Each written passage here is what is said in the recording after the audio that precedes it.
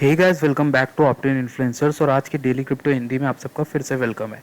Guys, आज हम लोग इम्पॉर्टेंट बात करेंगे कार्डानो को लेकर, और एक्स टेजोस का एक अपग्रेड आया है उसको लेके बात करेंगे, और इथेरियम को लेके क्रिप्टोकॉइन के सीईओ ने क्या बोला है, और वाइटलिक बटरिन ने खुद स्टेटमेंट दिया है, वो क्या स्टेटमेंट दिया है, सब हम आपको बताएंगे। तो इस वीडियो में पूरा शुरुआत से आखिर तक बने रहिएगा, एंड आप हमारे चैनल को सब्सक्राइब करिएगा अगर आपको अच्छा लगता है कंटेंट हमारा, या टेलीग्राम से भी जुड़ जाइएगा, या फिर ट्विटर पे भी फॉलो कर लीजिएगा। अब बात कर लेते हैं, पहली चीज़, कार्डानो ने लॉन्च कर दिया है पब्लिक टेस्टनेट जो सपोर्ट करता है स्मार्ट कॉन्ट्रैक्ट्स को। तो आपको पता होगा एलोन्जो जो है टेस्टनेट थी, वो उसके 3 फेस होने थे। एक थी ब्लू, वाइट और पर्पल। तो पर्पल लास्ट फेस है एक तरह से, और पर्पल फेस चल रही है एलोन्जो टेस्टनेट की। तो अलान्जो टेस्टनेट पूरी तरह से जब फाइनली सबमिट हो जाएगा, उसके बाद स्मार्ट कॉन्ट्रैक्ट्स जो है लीगली, मतलब ऑफिशियली जो है सबके लिए अवेलेबल करा दिए जाएंगे। तो ये एक बड़ी बात है कार्डानो को लेके, और कार्डानो ने यहाँ पर टेस्टनेट तो दे दिया। टेस्टनेट एक तरह का टेस्टनेट होता है, यानी कि उसमें आप जो डेवलपर्स या फिर कोडर्स होते हैं वो चेक कर सकते हैं कि सही से वर्क कर रहा है कि नहीं, प्रॉपर कर रहा है कि नहीं। एक कॉपी होती है, लेकिन वो रियल में नहीं वर्ड होती है, और रियल वर्ड में ब्लॉकचेन में उसकी वैलिडेशन नहीं होती, उसको नहीं मार्क किया जाता है। ठीक है, उसमें जो भी कुछ हो रहा होता है वो सब टेस्ट के लिए हो रहा होता है। अब मैं आपको अगली बड़ी न्यूज़ बताता हूँ, वो है क्रिप्टोकॉइन के सीईओ जो हैं, कहाँ गए क्रिप्टोकॉइन के सीईओ जो हैं, उन्होंने बोला है कि लंदन हार्ड फोर्क को लेकर, यानी फिर, और यहाँ पर बोला है इन्होंने, आई थिंक ये वाला पे न्यूज़ है, इथेरियम में flip bitcoins market cap in long term says crypto CEO. तो क्रिप्टो के सीईओ जो क्रिप्टोकॉइंस किसी सीईओ में है, उन्होंने ये बोला है कि जो की जोंग जू जिनका नाम है, उन्होंने बोला है कि ट्रांजैक्शन फीस कम होने से इथेरियम काफ़ी ज़्यादा पॉसिबिलिटीज़ खोलता है ब्लॉकचेन की दुनिया में। और अभी नहीं, अभी आने वाले 3 या 4 या 5 साल में भी नहीं, लेकिन आने वाले 10, 15, 20 सालों में, या फिर लॉन्ग टर्म में जिस अगर मैं बात करें, तो इथेरियम बिटकॉइन को पीछे छोड़ेगा। अब ऐसा इन्होंने क्यों बोला है? ऐसा इन्होंने इसीलिए बोला है कि इथेरियम की यूटिलिटी ज़्यादा है। अब ऐसा हो भी सकता है कि इथेरियम महंगा हो जाए बिटकॉइन से। अगर महंगा हो भी गया तब भी बिटकॉइन जो है वो एक बेसिक रहेगा, बेसिक क्रिप्टो रहेगा, यानी वो सबसे बड़ा रहेगा। मतलब क्यों रहेगा?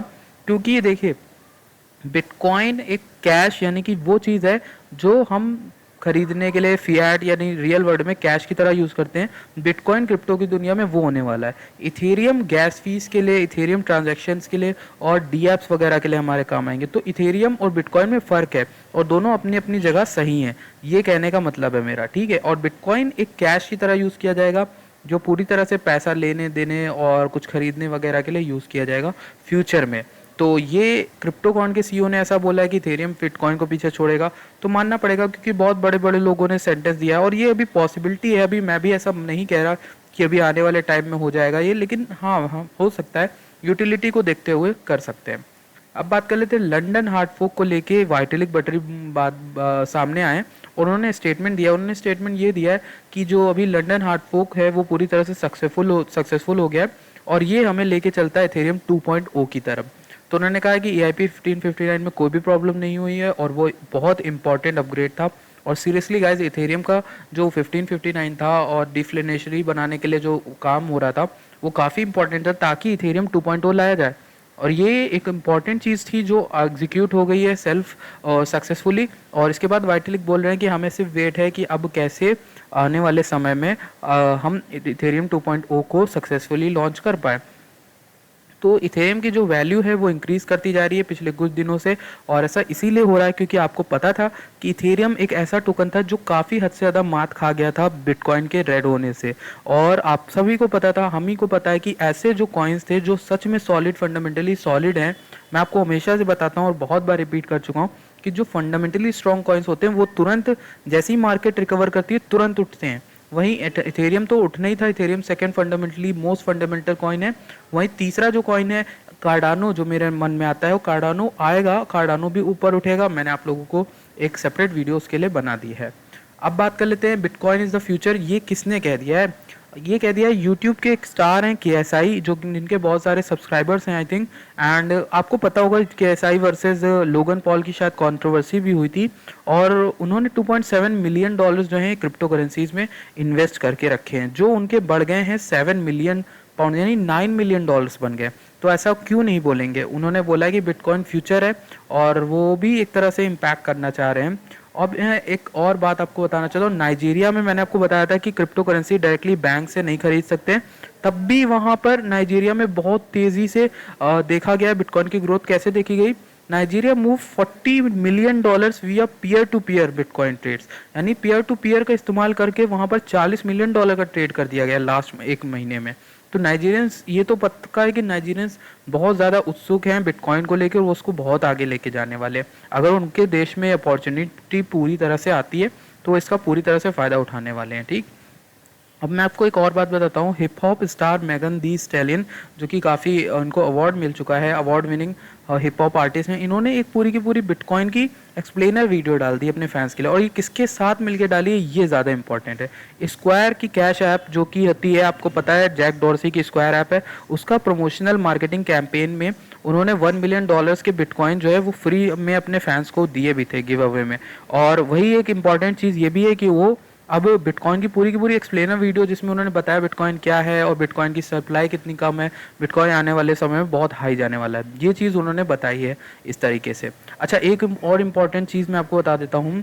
प्रीशियस मेटल्स का फर्म क्रिटको launches gold back tokens built on Ethereum, यानी कि ये एक प्रीशियस मेटल का फर्म है जो प्रीशियस मेटल पे काम करता है, उसकी माइनिंग पे।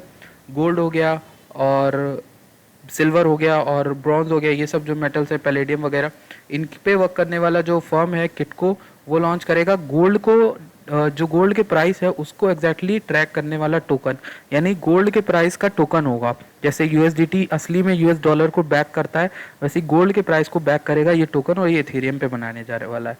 अब मैं आपको टेजॉस की एक खुशखबरी दे देता हूँ। टेजॉस को लेके मैंने पहले आप लोगों को एक टेलीग्राम पे अपडेट दिया था। जो लोग नए हैं टेलीग्राम पे, शुरुआत से हैं हमारे चैनल पे, उन्हें पता होगा टेजॉस ने कंप्लीट कर लिया ग्रेनाडा नेटवर्क अपग्रेड। अच्छा, जिनको नहीं पता है, ये चीज़ एक तरह से टेजॉस की हाफिंग की तरह होती है। जैसे बिटकॉइन की हाफिंग में माइनर रिवॉर्ड्स कम कर दिए जाते हैं, इसमें ब्लॉक टाइम हाफ हो जाएगा और स्मार्ट कॉन्ट्रैक्ट का गैस कंजप्शन भी कम हो जाएगा। तो ये एक अपग्रेड बहुत इंपॉर्टेंट टेजॉस के लेके आई है। टेजॉस यानी एक्सटीजेड कॉइन की बात कर रहा हूँ मैं, और आने वाले टाइम में ये इसको और आगे लेके जाएगा। टैलन एनर्जी एक कंपनी है जो पावर प्रोडक्शन करती है, यानी एनर्जी प्रोडक्शन कंपनी है। उसने एक कॉन्ट्रैक्ट किया है किसके साथ, टेरावुल के साथ, ताकि वो zero carbon bitcoin mining project start कर सकें। मतलब एक ऐसा बिटकॉइन माइनिंग प्रोजेक्ट जिसमें कार्बन की ज़रूरत ही ना पड़े और रिन्यूएबल सोर्सेज से हम एनर्जी क्रिएट करें। और 300 मेगावाट का प्लांट खोलने का इनका जो है एक प्लान है, जो आने वाले टाइम में ये करने वाले हैं। तो टैलेंट एनर्जी की भी एक अच्छी इंपॉर्टेंट न्यूज़ है, और ये बताता है कि बिटकॉइन कैसे ज़ीरो कार्बन वाली एरा की तरफ बढ़ रहा है धीरे धीरे, और ये इंपॉर्टेंट हो जाता है जैसे जैसे समय आएगा। मुझे लगता है 2021-2022 तक बिटकॉइन 50% से ज़्यादा, जो इलॉन मस्क ने बोला था, डिमांड किया था, 50% ज़्यादा होने लगेगा ज़ीरो कार्बन, और तब इलॉन मस्क भी टेस्ला को जो है उसको रीपेमेंट जो है अलाउ कर देंगे फिर से। तो that's it for today guys, and I hope आपको आज का सेशन अच्छा लगा होगा। अगर अच्छा लगा प्लीज़ वीडियो लाइक करेगा। मैं मिलता हूँ आपसे नेक्स्ट वीडियो में। Thank you for watching this video.